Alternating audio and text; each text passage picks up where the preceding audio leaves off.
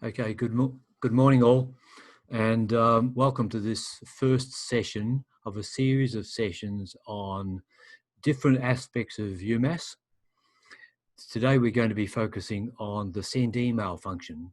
Now over the years we've had a couple of these sessions, and look, I see a number of familiar faces here, and some of you will be very, very familiar with it, but happy to get your thoughts on the system as well.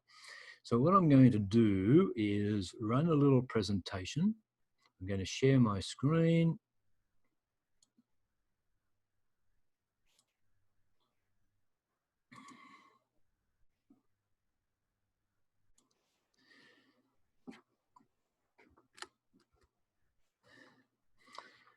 Now the send email function within UMass has some great advantages, but it's also got some disadvantages.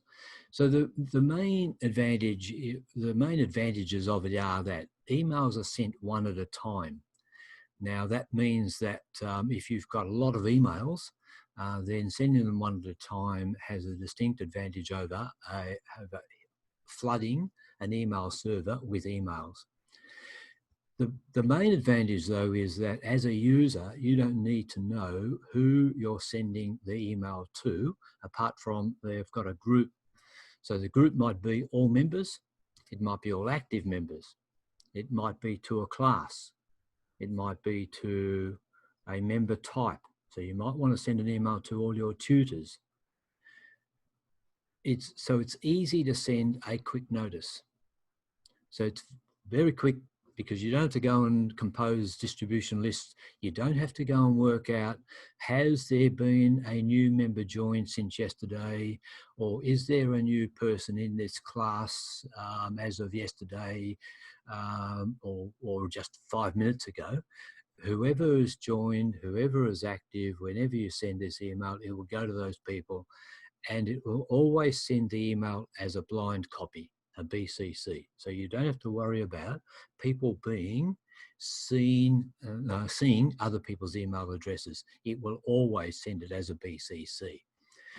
Now, on the downside though, it's not as intuitive as your normal email client. So a lot of people would be using Gmail, the Gmail client, maybe Outlook, the Outlook client, Outlook.com, Microsoft 365 Outlook, whatever. Those sorts of systems have evolved over the years to be quite intuitive, but they don't work very well with thousands or hundreds of emails at one time. It is a shared system, so only one person can be using it at one time. Now, it doesn't appear to be too much of an issue within U3Ace, but you need to know that. And as we go through the session today, I'm going to cover what I call the gotchas. You know, don't do this or don't do that because there's a better way to do it. Now, I'm going to focus today only on two of the tabs in the send email function. Mostly it'll be members, but we'll also concentrate on the differences between the enrollments tab. So even though there's 4 or 5 of those tabs, depending on whether you use the volunteering or special interest groups, then depends on how many you'll have. So the members tab will send emails to members of different types. A subscription, which I'm not going to focus on, but it will actually send an email to members who have not paid their subscription at this stage. So they've joined, they've enrolled, and they haven't paid a subscription. Now, I don't know of too many that are actually using that. Most people prefer to either pick up the phone or send an individual email to those people because we don't have very many of them. The enrollments tab is the one that is used by tutors or can be used by administrators to a class. So they can send the email to the class and they can send it to the tutor as well, or the tutor can actually send it to their class. And the outstanding receipt is somebody who just hasn't paid. And so you can pick those up as well. Not too many people that I'm aware of actually use it, but from those who do, it works and you can use it. The functions within the subscriptions, the volunteering, the outstanding receipts areas, they all work the same. It's just that you've got the ability to be able to send the email to a different group. Also, it's worthwhile looking at, as a lot of people that have joined today, not everybody, but a lot of people who have joined today are administrators, systems administrators. That means that gives you the ability to be able to go and search for a member and masquerade as that particular member. Now, when you're sending the email, it's not a lot different than if you want to enroll a person in a class. At the top of the page, it will let you tell you who you are operating as. So in my particular case here, I'm operating as Mary O'Citizen. Now Mary comes from a test system. That's where her name comes from. But that's telling me that, yes, this is the one I want to send it from. Not a big deal, because when you send, let's say you send an email to all members, the sending from Mary O'Citizen, no one knows that it's gone from that. But in the background, it actually tells the system knows that Mary O'Citizen was member number 2100, that she was the one who sent that. So from an audit trail, it makes sense to be able to send it as yourself, whoever you logged in as. And it may well be you logged in as Office number 1 or something like that. But just be aware that look up the top, it'll tell you who you are. Now, one of the strengths, I suppose, and one of the weaknesses is that there is a shared or common area across all tabs. So once we go into a tab, and let's say we go back here to members. So we've selected the members tab. Then we open up the body text and the subject text area, which is shared across all systems. So as you start typing away to create an email, then you're using the same subject body part of the text as you would if you were using it for subscriptions, volunteering, enrollments. So that's why we can actually use this session today to focus on whether you're sending as a member or as a class, sending to a class. Okay. Now, at the end of this session today, I'm going to send out a few instruction guides. A couple of years ago, Di Lewis from Nunawading Di Lewis from Mornington, created these instructions. And basically what I'm doing today is I'm going to walk through those instructions. But as we walk through the instructions, then we can just highlight a couple of things to be aware of. And then you can go through the instructions yourself at a later date. So this is saying we'll start off with the send emails. Now I'm going to minimize my screen here, and I'm going to go into one I prepared earlier and go into send emails. I've logged into the Whittlesea system here, and as we go along, I've clicked on the send email. We're on the members tab. If I click on the enrollments tab, it looks exactly the same in the body text or body area of the frame, but down below this section, it will have different areas, different things and selections are available. So we'll work through those. Mostly we'll focus on the members, but we will look at the differences as we go. So the first section is just go and get into your send email. Okay, we've looked at the members tab, and now let's work through from top to bottom the key fields, or the fields that are required. So the first field is the reply to field.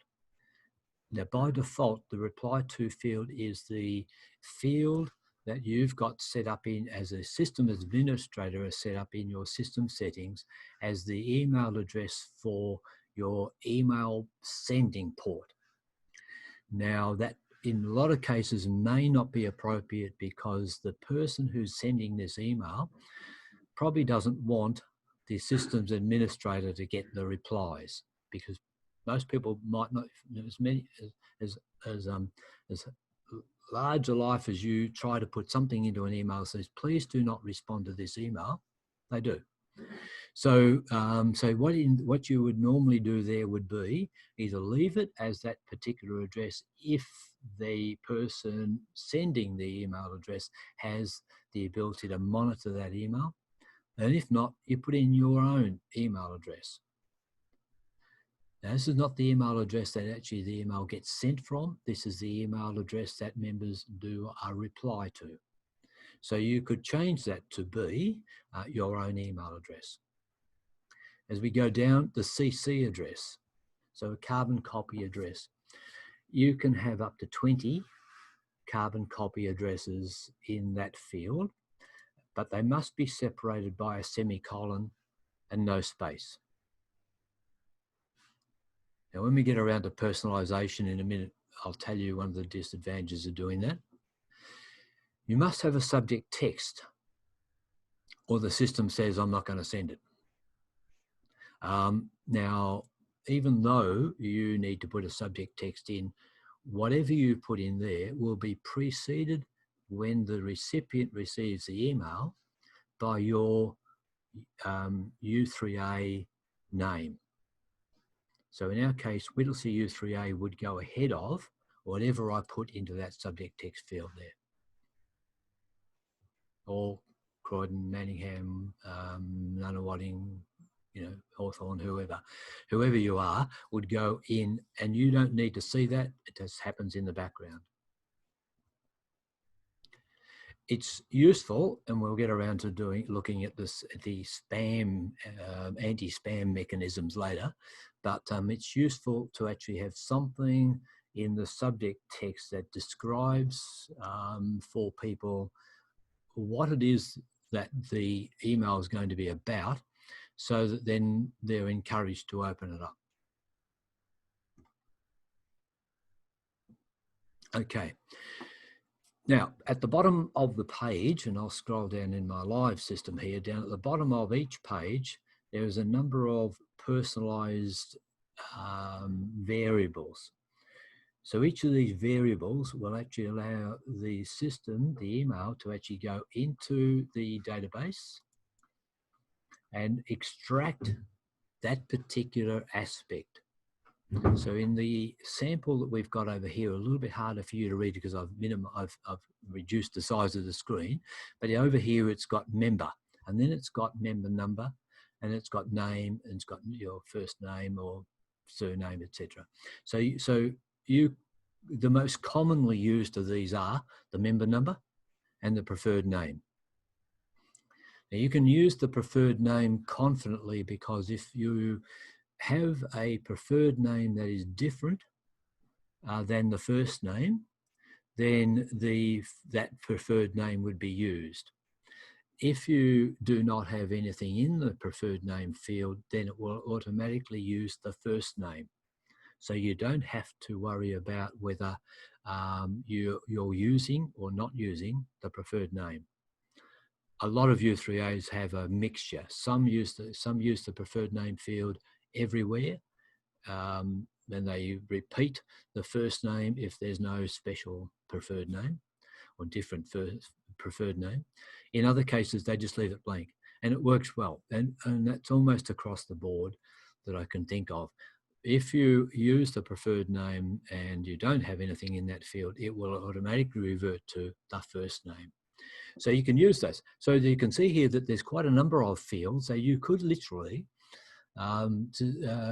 create an email that says, Dear Mary, as your preferred name.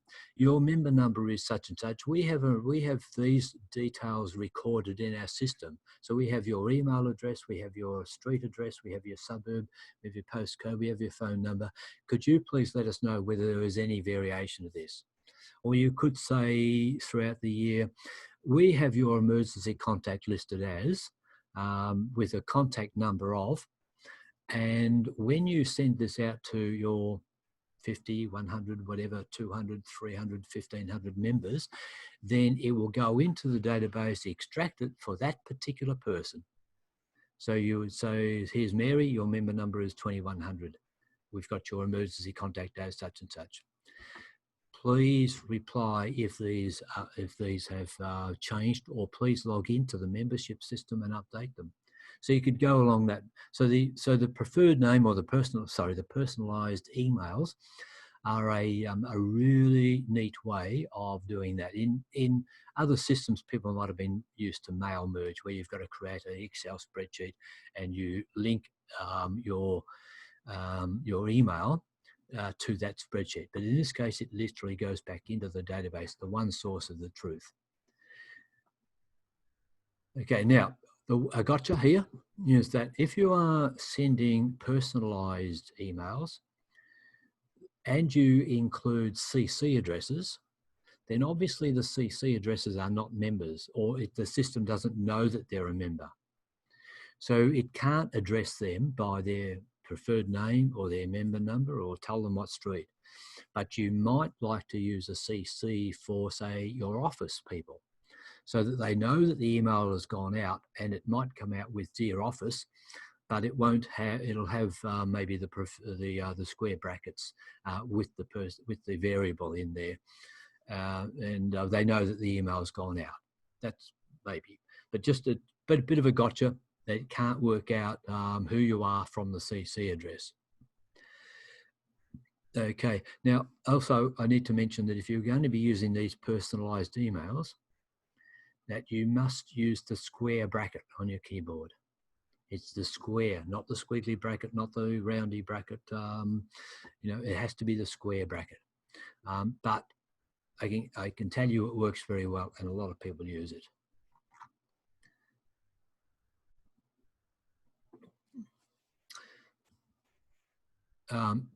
Okay, so we have I'll go back up a bit on my live system here. Oops, that'll do. Okay, so we have our configuration items for this particular email, and in the live system, they're above the body text, between the subject text and the body text. Some of these are a little bit esoteric. Most of these things, they work pretty well, but there are some things that look a bit clumsy. So if you want to use bullet points, for example, the bullet points can look a little bit clumsy. They work, but they're a little bit fun. And if you want to increase the size of your font, the bullet points don't seem to increase at the same rate. a bit silly, but nevertheless, that's the way it seems to work. So I won't go through each of these functions here. But later on, I'll describe how you can actually import stuff from, say, a Word document, or from another email, or from some other system, because there are some functions here where you can import from, or paste from Word, paste from text, and I'll actually do some demonstrations on that later on. I'm also going to demonstrate later on to make sure that you're comfortable with hyperlinks. So a hyperlink such as an email address, or on the example here, the email address or the URL address. The system does not, if you just start typing www.theage.com.au, then it does not recognize that that's a URL. You have to tell it that it's a URL, and you have to link it using the linking. So we'll actually do that as a demo later on. Also, I'll demo how to import an image. So there's a little icon up here that's called Easy Insert Image, and that's what it looks like. And that will actually insert an image. Usually it'll be in JPEG or PNG. And then you can then determine within the system the size of that image, whether you want it to be large, small, whatever.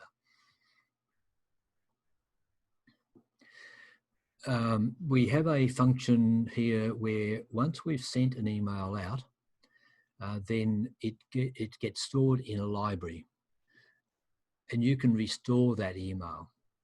So it's very, very handy for functions that are on a regular basis. Let's say we have a monthly morning tea. So we send out an email that tells people about the monthly morning tea.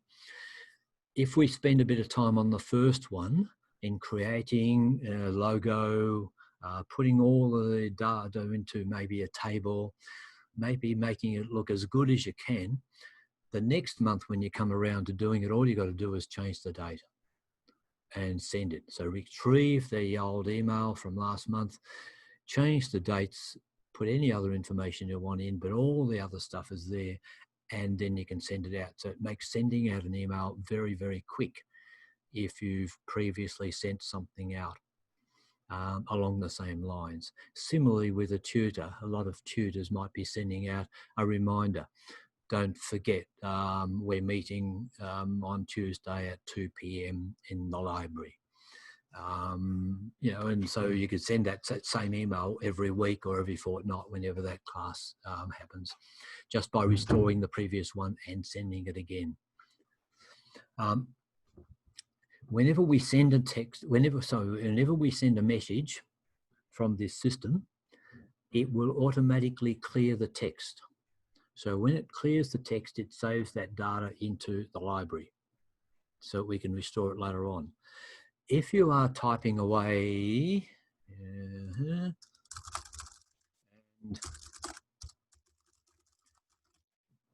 you go away and leave that like that, the next person that wants to come in and see that thinks, oh, someone's used in the system. I'll give it a couple of minutes. The best thing to do is if you were testing something out, you were trying something out, you don't want to send it, then clear the text. Clear the text button and it will just clear everything for the next person to come along. You can attach an attachment. And when I say an attachment, one attachment.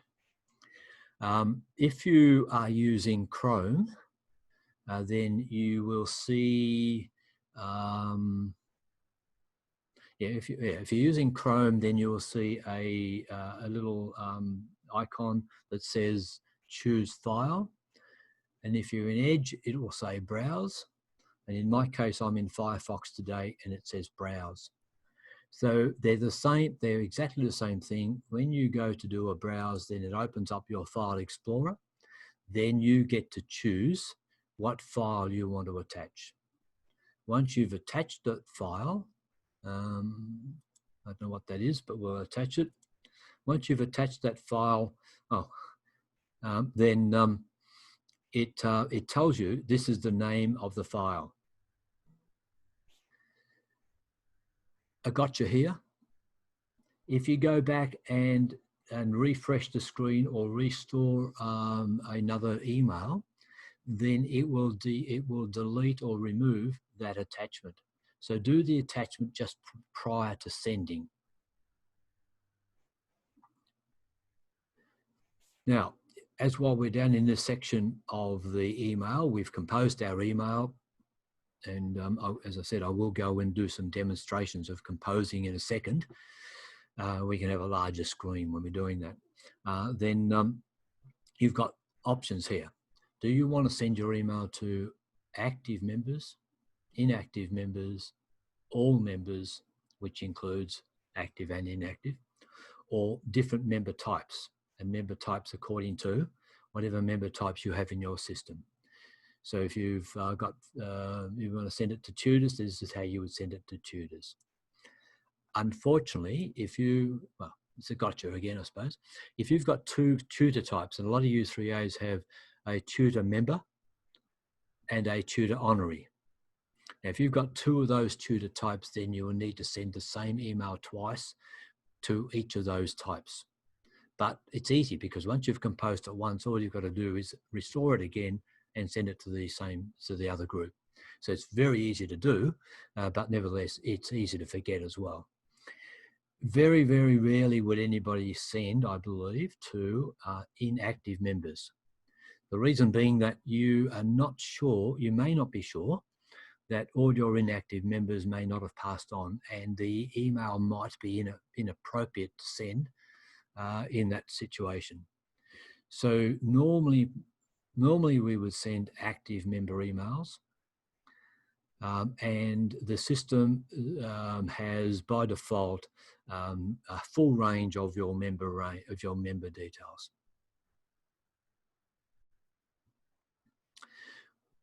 When you click on the send email types or the send email, whatever your button is, then it's going, if you're in members, it's going to come up with a little box similar to this one here. And it's going to tell you how many members it's going to send it to. So I don't know whether you can see that in there, but in this case here, it's saying it's going to send one record. So if I was wanting to test an email, I would look very closely at that to see that I didn't inadvertently put in the wrong member number type between and to and from, because I may well be sending to lots of other people inadvertently. So that's a really good thing to do. Have a look at that to see, is there only one member being sent? Because we can actually use this as a test. So we can use this to test the email. Oops, just letting someone in. We can use this, say, to test that the email that you've composed looks good. You can send it to yourself. You can check it out. You can come back and edit it. You can send it again to yourself. And then you can say, I want now to send it to all members. Now, in the enrollments tab, you don't get this pop-up. You just get a message that says, do you want to send it? Because once you've sent it, you can't retrieve it. And yes or no. So once you've sent it, then it will actually just give you a list of those that sent it to. The thinking there is that if you're sending to a class, most classes are less than 50 people. Not always, but most classes are less than 50 people. As such, you're less likely to attract the spam algorithm monitoring your email to see whether your email looks like spam. And I'm going to look at spamming in a minute. When we send this email from the members tab, you will get a pop-up. Now, another pop-up, another gotcha here is that when you are using the email system, you need to enable pop-ups. Okay, and a lot of you would have seen this type of message.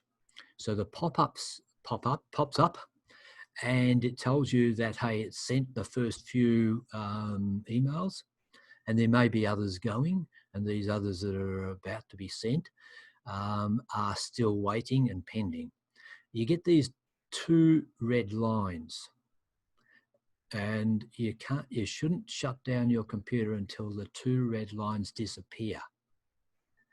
Now, there's a bit of a trick here too, that if you think that, hey, I've been waiting here a while and the red lines haven't disappeared, you can do a refresh of this pop-up using the F5 key.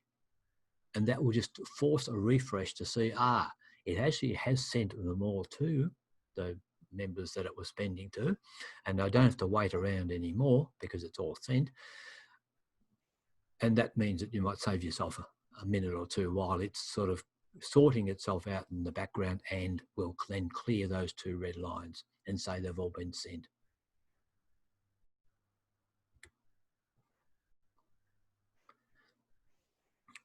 Now, anti-spam notes.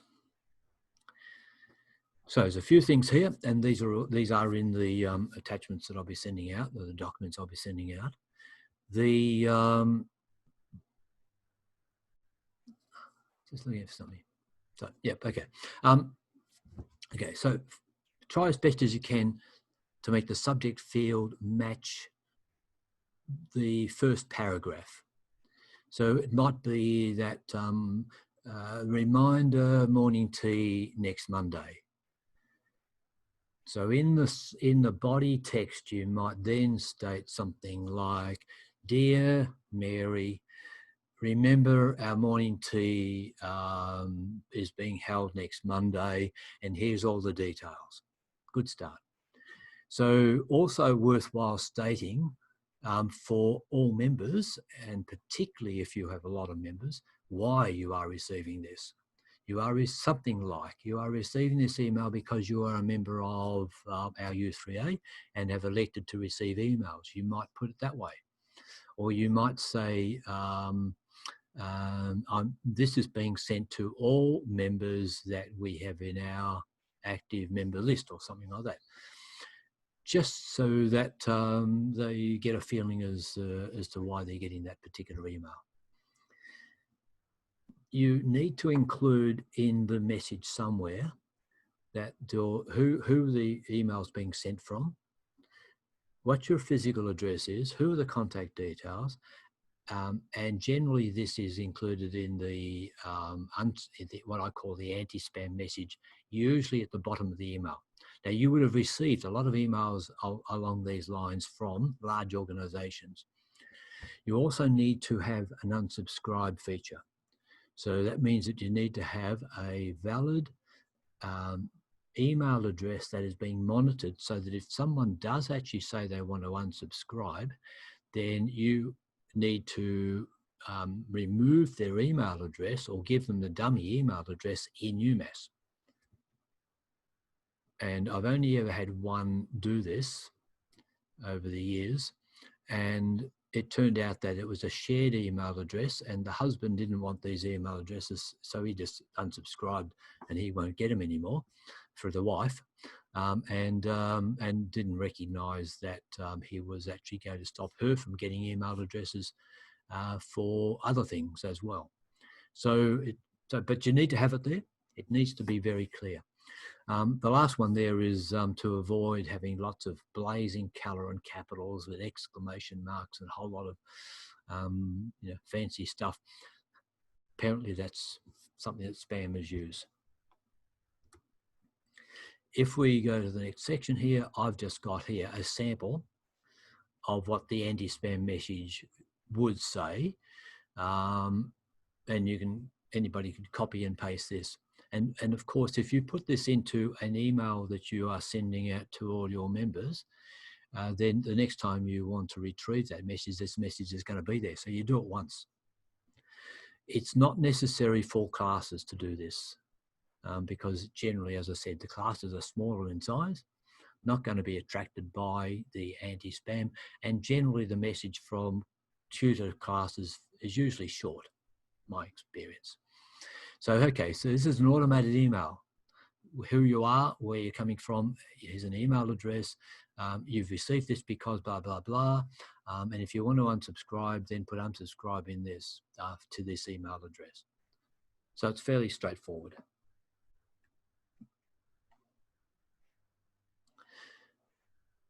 A quick word on how many emails that you can send.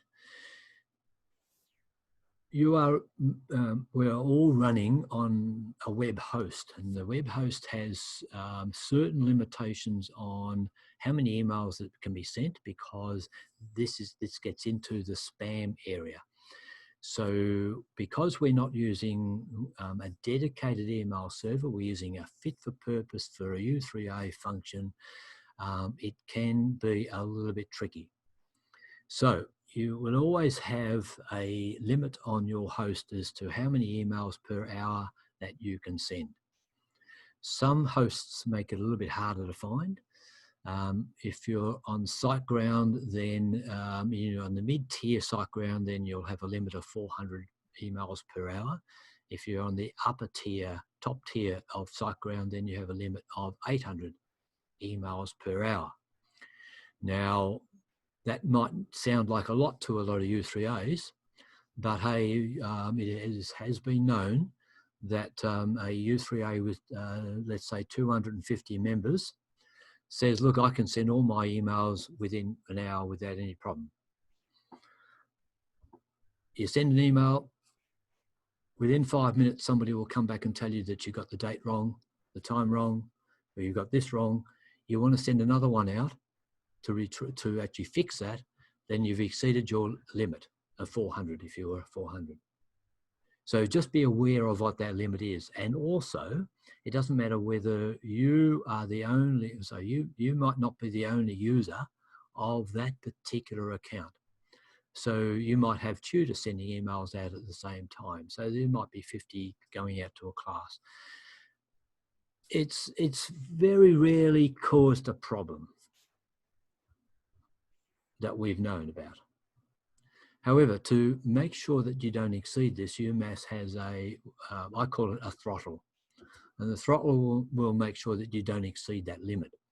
And in the system settings, and so a lot of people may not have access to this, but in the system settings, you can put in whatever that throttle is. And you can have in here, the number of emails to be sent per minute is 6. So that would limit your emails to 400 per hour. Now that would mean that for a lot of emails, say 1,500 emails, that's going to take quite some time to be sent, and you can't shut your computer down in the meantime. That's one of the disadvantages. Now I'm going to get in and do some demoing, and I did see up the top here that there's a couple of chats. So let me stop and just have a look at the chats.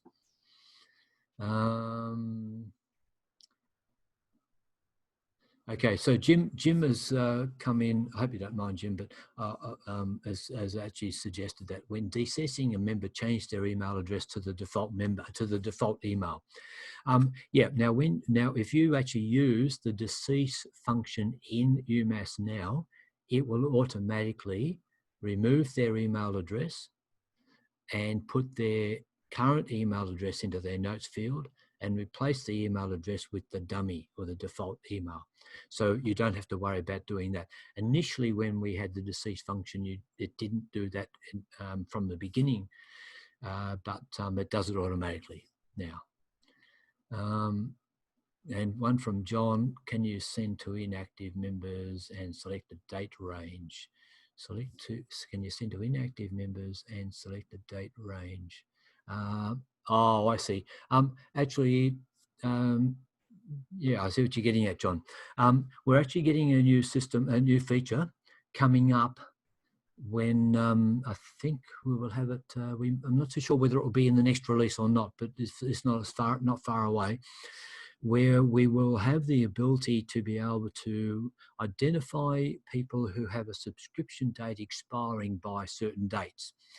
The aim there is that at the end of the year, when you do a rollover and you can't email your members anymore because they're all inactive, then you will be able to use this function to be able to say anybody who had a subscription date, say of the 31st of December 2020, then you can send them an email address. So I think that might help because they're inactive members, yes. And from Sally, 100 odd. Okay. So Sally's saying that yeah, it took a long time to get her emails out. 100 took from 4 p.m. to oh, that's not good. That shouldn't happen. Can you explain emails sent in bulk one at a time? Yes. So Judy has asked to explain how we can send emails in bulk, but at the same time send them one at a time. It's because we've batched them up, and then they're going to be sent one at a time. So as far as we're concerned, we can't stop it from sending, and we would call that a bulk email. But yeah, a bit difficult to understand. Okay. So let's go in and play with a couple of things. So for those, actually what I'll do is I will minimize that to give myself some more room here.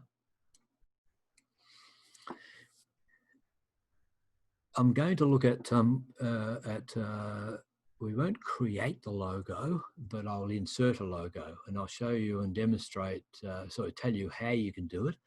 And if anybody really wants to know how to do it, then we can go and have a quick shot at it. Okay, let me go in and have a look at your logo. Okay, so here's one I prepared earlier. Now this here is actually one image. So you can see here that if I click on it, it actually gives me an outline of the image, which has a U3A logo and some text. Now you could have in here a text that says President's Message or newsletter message, and you could use that particular logo at the top, elsewhere, but at the top usually, of your email to professionalize it more rather than just having plain text. And you can insert other images and pictures, but it's not terrific to do that. That particular logo was created using, let me see if I've got, okay, I use this particular image here. Okay, I opened it in Paint, as simple as that, the old Windows Paint, and added text to it and saved that text and image as an image, as I think of a JPEG or a PNG, and then I can insert it. So if you want to do that, we can do it later if someone wants to. I don't want to hold everybody up. Okay, so I'm going to create a message here to someone. Let me say, dear.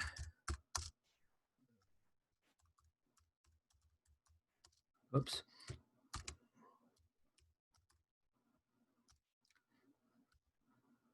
Oh, I didn't mean to do that. Oops.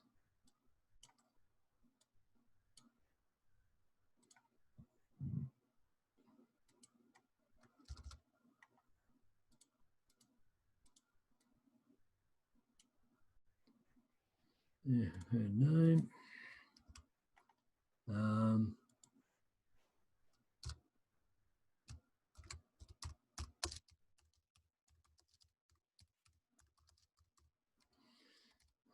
Typos.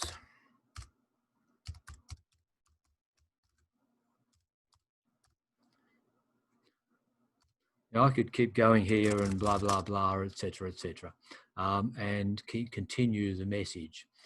In the subject, I'm going to insert here and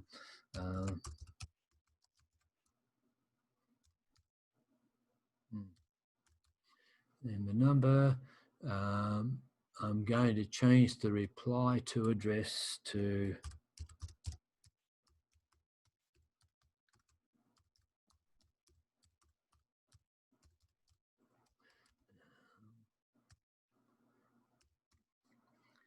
I'll put in a CC address.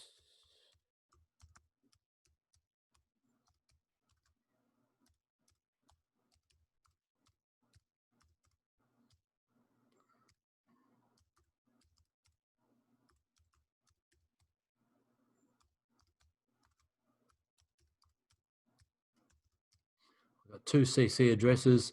I've got a reply to address, and I'm going to send. It looks like I've already got this attachment as well. So we'll send the attachment. Now I'm going to send it to me. So my member number is 14030. 14030. So I'm sending it only to member number 14030. And so hence, I could check that this is actually working. I could check that the preferred name's working before I want to unleash this on all of our members. And often, oh, in fact, I have got a mistake because I've got here the square bracket is wrong way around. Okay, that wouldn't have worked.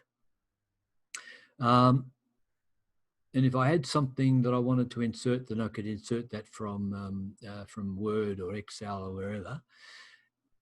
Not the prettiest sometimes, but it gives you the opportunity to be able to do a little bit of fiddling to be able to reconfigure it. Let's send this though, just to see the pop-up come up. Okay, so the things I'm looking for now are that I've got one record that I'm sending. That is very important because I have not typed in, 14030 to 14090 or something, made a mistake. So I've got one record, it's only going to go to me. Well, it doesn't tell me that, but I'm pretty sure it's right. It's also told me that in this particular case, I've got an upload folder. So I've got a file that is called U3A Network Representative Job Description 2016.pdf. Now, if you remember, that particular file had U3A space, network space, representative space, job space, description, etc. So, and we found a problem a couple of years ago when somebody had two spaces in there and the system went berserk. And so hence now we actually force any spaces away. That doesn't matter because the email still gets sent and the attachment still gets sent, but it doesn't. But it make sure that you don't have any funny or inappropriate characters within your email that that the system is going to reject. So I'm happy here that everything's looking okay, and I'm going to send. Okay, now so my pop-up has popped up. I've got a few email addresses. It's told me, well, we know that we had 2 CCs and 1 member. It's all being sent from this particular member number, and it's told me that they've been sent. And in a fraction, this read, because we've only got 3 emails, these 2 red bars should disappear. However, I'm fairly sure that they've already disappeared, and I'm going to hit the F5 key, so we're not wasting time. They've all gone. I'll leave that for a second, and if we go in and where do we send it to? Gmail. Okay, let's go into Gmail and see whether it's there.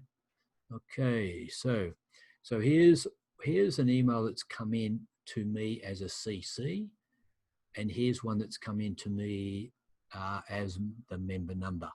So I'll click on that and have a look. Okay, so it's come in here with my logo. Dear Kevin, your member number is, and there's the rubbish, and there's the attachment. So we could open the attachment if we wanted to. Now, if I go back in now and look at the CC, oh, hang on. CC. I don't know how it knew that, because it's got my name and my number. I'm sure that it's probably because I am the one sending it. But if it got sent to somebody else as a CC, then it may not come up that way. So I won't guarantee it. I was a bit surprised that it actually did do that. Okay, so now I can pop this pop-up down and away. Usually it's best to pop it down. If you're going to send another email, close that down, because then it forces the pop-up to come up the next email I want to send. So if I come in here now, then I can see here that I have a record that 14030 created an email on this particular date at this particular time and sent it at that time. I can see here the previous ones. Aphrodite, who's joined us here today, is member 15101, and she sent one out about Bolton Clark workshops a couple of days ago. If I click on the member number here, then it retrieves the message that I previously sent. It does not retrieve the attachment. So if you were going to send this out now, then I would need to go and attach the attachment again. Keep that in mind. While we're here, we can decide. We can change font. We can change size. So let's go for Georgia and 16, 15, 16, 18 or something like that. Yeah. Now, there's been some complaints that when a different email client receives this, that they see it in different font sizes. My recommendation is that you increase the font size from the normal to around either 16 or 18 size. It looks better in just about every client. You don't have to. If you wanted to, you can color. So we have a color palette up here, so we can color that. Yeah, you can have a background color as well, but what would you do? Okay, so you've got your justifications and alignments, and you've got your bullet points. There is a field in here for table, to insert a table. Now it's really clumsy, and the look is pretty poor. My recommendation would be with table. And if I go back into one I prepared earlier. Okay, so I've now gone off to another UMass system, and I was playing with this last night or the other night, and I've got a logo here. I've created a table. Let me just open this up a bit and scroll up. Okay, so I've imported the same table. I built it initially in Excel, and I created it in Excel and copied the table and pasted it in here. Then I put that table into Word, the same table into Word, and put some boxes around it and copied it and pasted it in. Now it appears as though the borders in Excel don't get repeated, but the borders in Word did get repeated. And so hence, if I've now created that as, let me get rid of that. And we could then start our there, blah, blah, you know.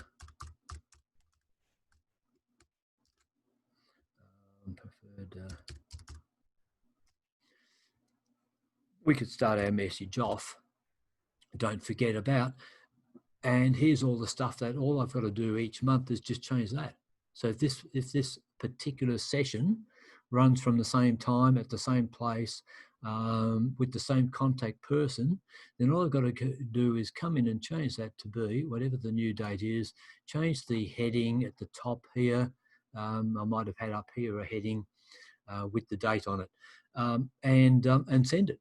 So the first time around usually takes a little bit longer, but it's worth doing it.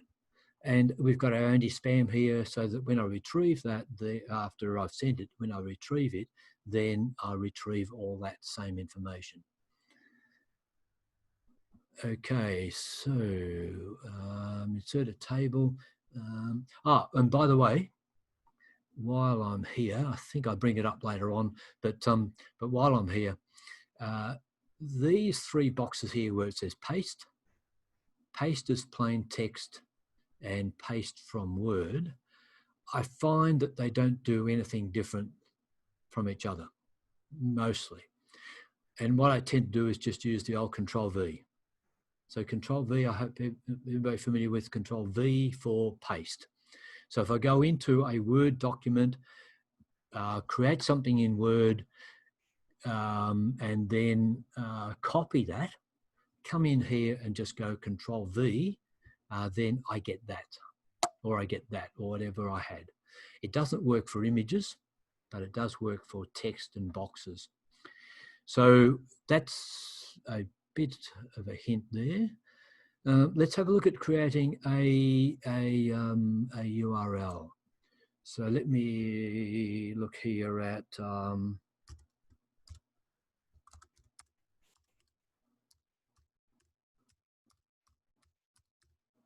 okay, Whittlesea u3a.org.au.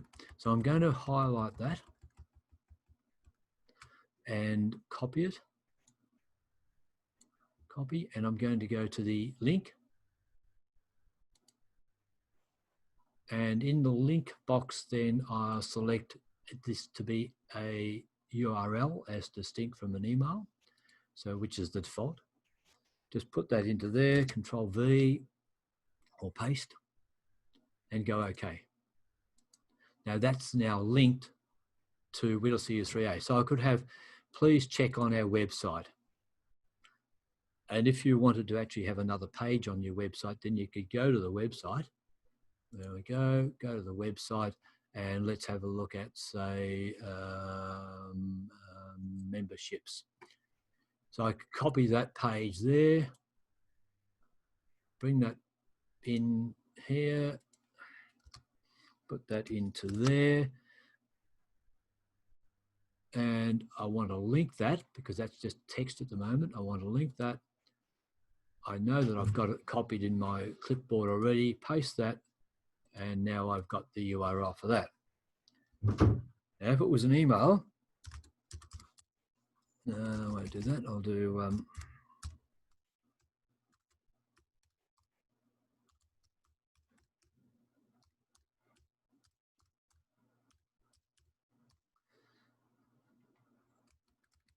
never learned to type at school. Okay, again, copy that,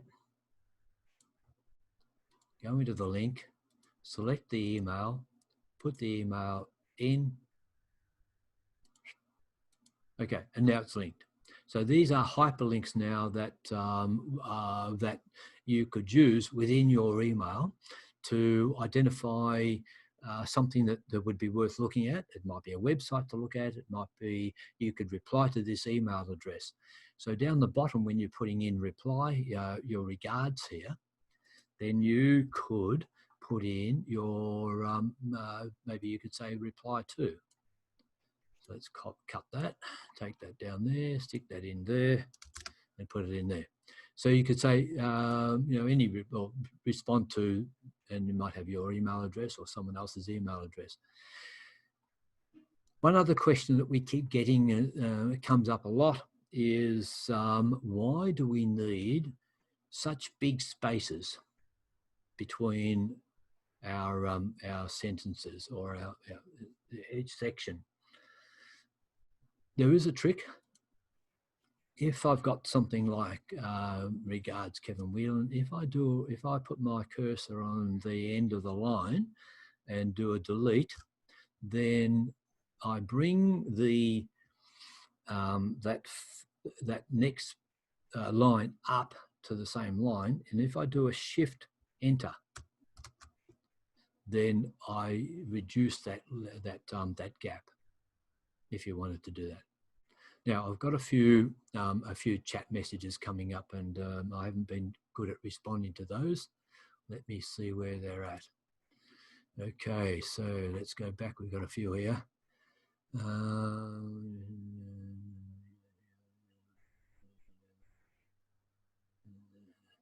Okay.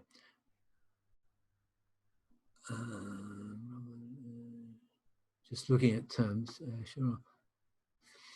Okay, so we've got a message from Cheryl at Mirraboo North about the not using the email system. This Cheryl's this is not what we're on about for Cheryl. Cheryl's using a domain email address on a shared hosting site that Network provides, and they're using it for their day-to-day emails between members, and so hence it's clogging up the system. That's different than what we're looking at here. These images end up here. Noel from Noel, images often turn up in emails as an attachment. Is this because they're inserted correctly? Yes, I would imagine so. They shouldn't be. If you insert the image using the function that I showed, the easy insert image, then it should turn up embedded in the email. From Joy, just a reminder in case you don't go back to it, you missed paragraph spacing. Oh, okay. No, I just did that. We must have been, my ears were burning. From Bruce, need to be careful about Windows 10 specific instructions F5. There are many Mac users. Yeah, I'm sorry about Mac users. I really don't know the equivalent on a Mac. What a refresh is on a Mac, but essentially the F5 that I mentioned is a refresh. So whatever that is, you can have a look for that. Yeah. And Bruce is mentioning too that you can resolve a number of issues in the HTML by selecting the source. Now, there's a lot of members I would imagine wouldn't know what to do there. Yeah, and Robin's stating here, definitely don't paste an image. Yeah, it might look as though it works, but it doesn't. And the reasoning is, if I go, I'll look at that, go back into the source. I'll just move those chat messages. If I go back into here, what we've got here is a image. This is one image, even though there's text in there. And then there's a whole lot of stories. There's a space, there's a message, there's a URL, etc. If we go into the source here, then I can see this is the HTML that is being used to send this email. Now, I don't expect a lot of you will want or need or even understand or want to understand what this is about. But what Bruce is saying is that you can use this to identify when there's a problem. If there's a problem, you probably need to get on to myself or your mentor or Bruce. Sorry, Bruce, I'll dob you in there. But the image itself is loaded separately in a different way than you would load an image into your normal email client. And so this here is the image, this line here. It's from here, image across, let's see if I can highlight it. That there identifies the image. It tells me what it is, where it's loaded, how it's loaded, and what link it is linked to. So we won't dwell on that anymore. Okay, in the interest of time, I'm going to whiz through this quickly now, and then I'll open up for questions. We've looked at all this stuff here. I think we've looked at the test and email. Yep, so let's go back in here and just go over here. Okay, so I will just see whether anybody's got any questions, but I also want to send an email and demonstrate an email being sent purely to a class. So to let me go back in here. Okay, so I'm going to go into the enrollments tab, and I'm going to restore, what do I restore here? Same thing. Okay, so I've restored this message. I'm in the enrollments tab now. I've restored a message that I sent previously, and I'm now going to send it to a class. Now I'm in Whittlesey U3A production system, and I have set up one that I prepared earlier, is office use only. So I have a class that is an admin class that members can't see, office use, and I've enrolled, I think, 3 dummy members. So I'm going to send it to this class. I'm going to actually say I want to send it to the tutor or include the tutor. In my case here, I'm going to include inactive members because the 3 dummy members that I've got included in my dummy course are inactive. So I need to include them.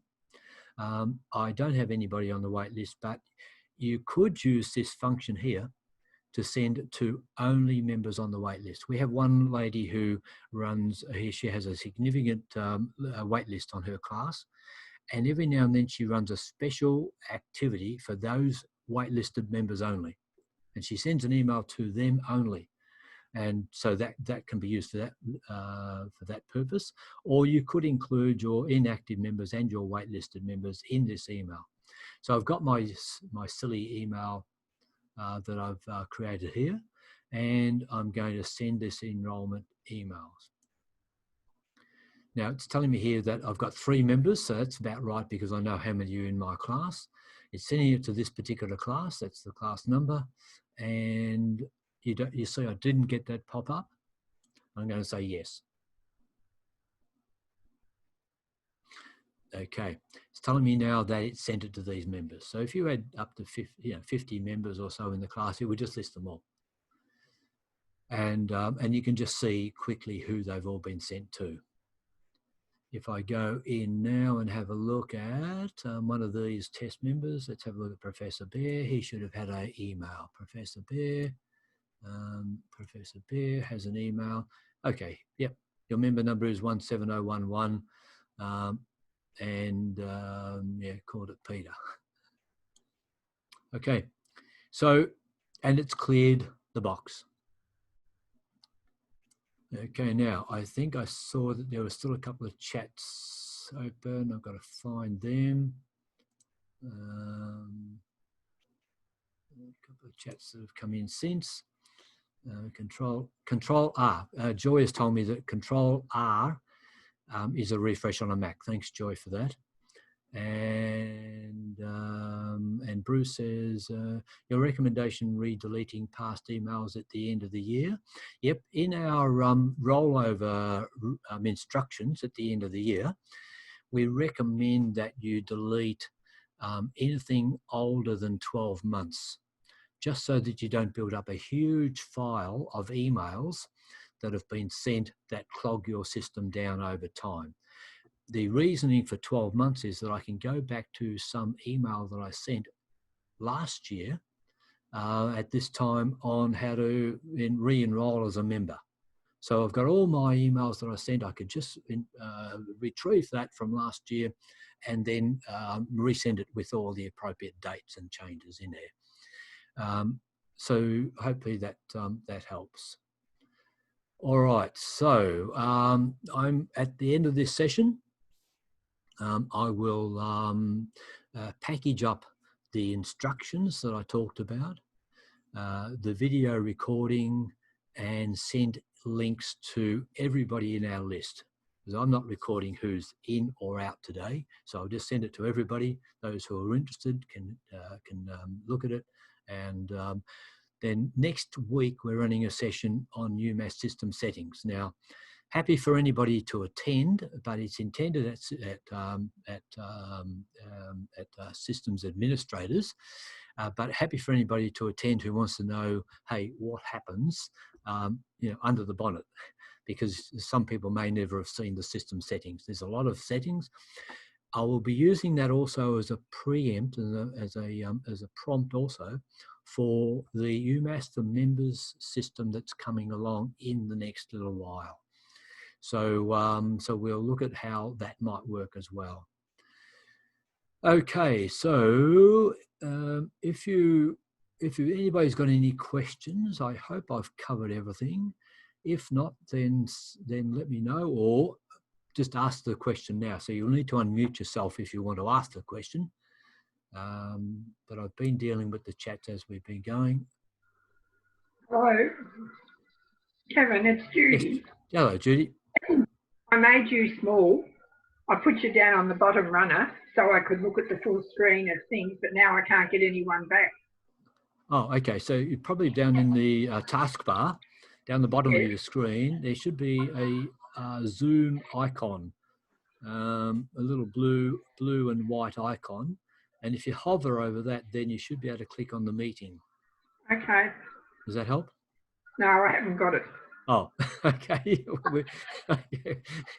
Well, I'm looking up the top here. Okay. All right. Well, look, I think we might. Kevin, you're still in screen sharing. Okay. Oh, there you go. Thank you. Oh, I'm sorry. I wasn't aware that you weren't seeing us all. Okay. Well, that's great to see everybody, and really, really pleasing. I hope you got something out of it. And there's no reason with Zoom why we can't run these little, maybe more focused, maybe on specific issues, maybe on only one particular issue in the future, because it's easier to set up, easier to do. And so yeah, all right. So unless there's anything else, I'll say, well, Before back you out go, to the cold.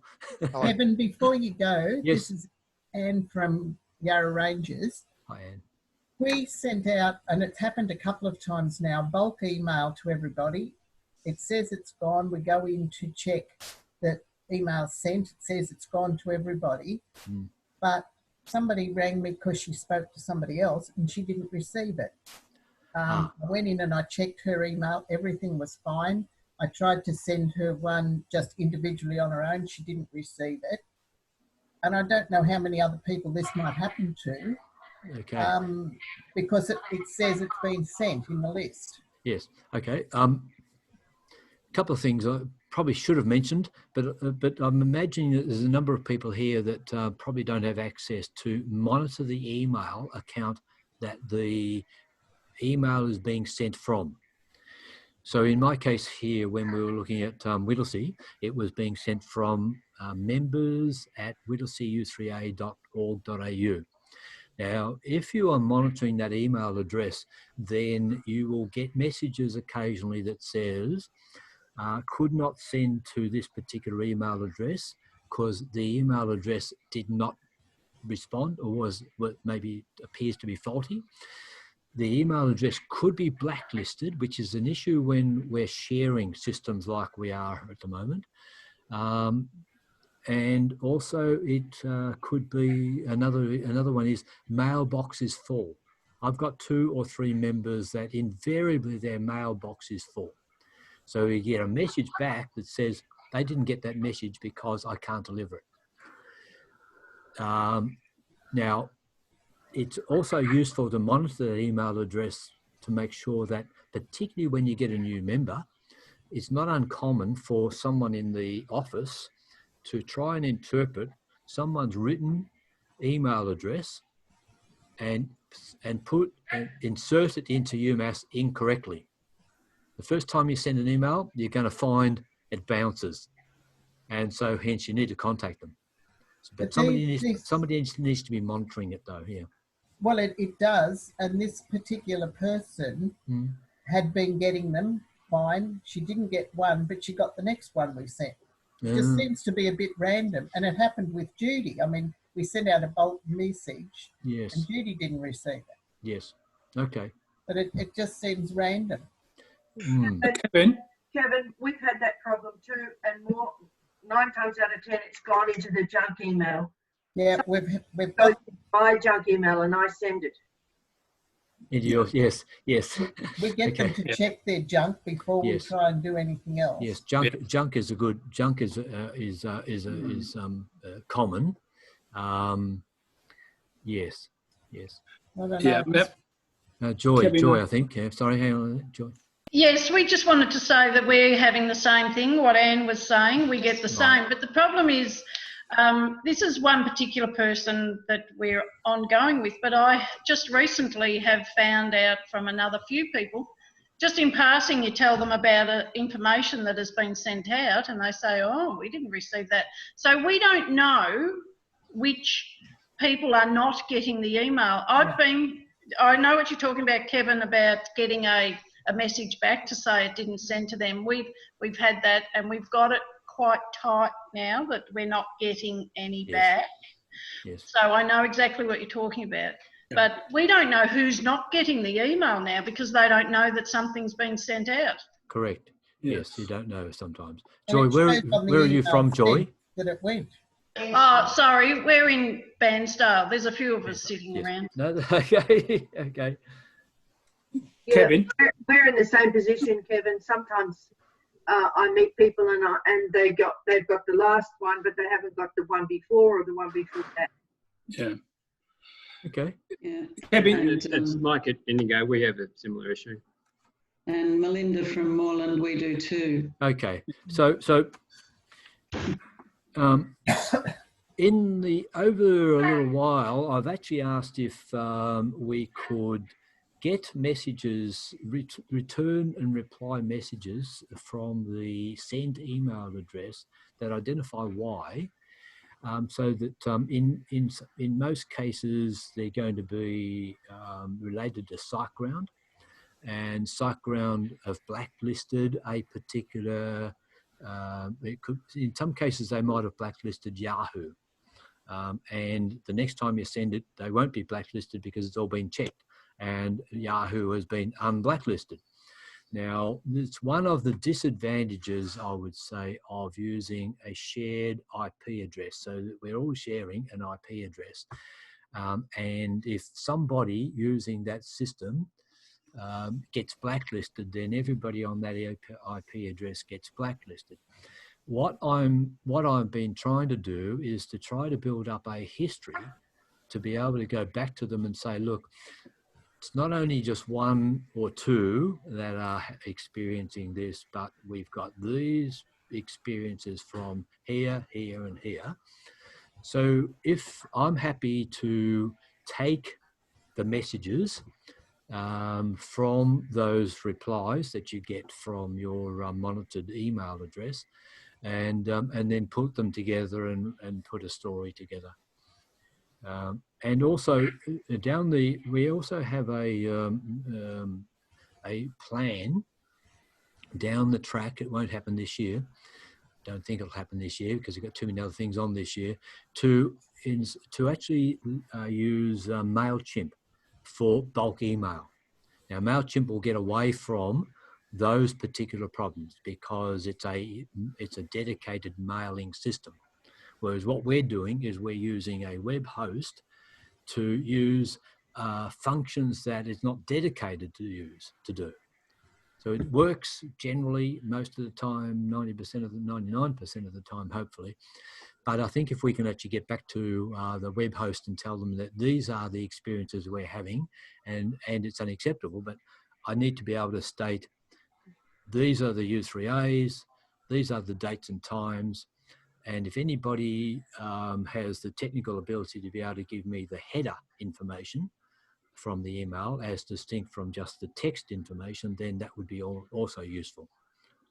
So we're happy to collect that and build up a story and see whether we can improve it. But when we integrate MailChimp, then you'll be able to use MailChimp to create much more, much neater bulk messages. Doesn't mean that you can't still use it for the simple messaging and sending out from tutors to message to class, etc., for the simple things. But to send out to all members, you'll be able to put together a very nice looking email and particularly useful for newsletters and things. Okay. Now there's a few chat messages here I haven't responded to. Check spam. Yep, spam is another one. Bounce. Yeah, Jim said that sometimes the Big Pond accounts bounce. Okay. Okay. All right. So look, let us know, and we'll keep an eye on it.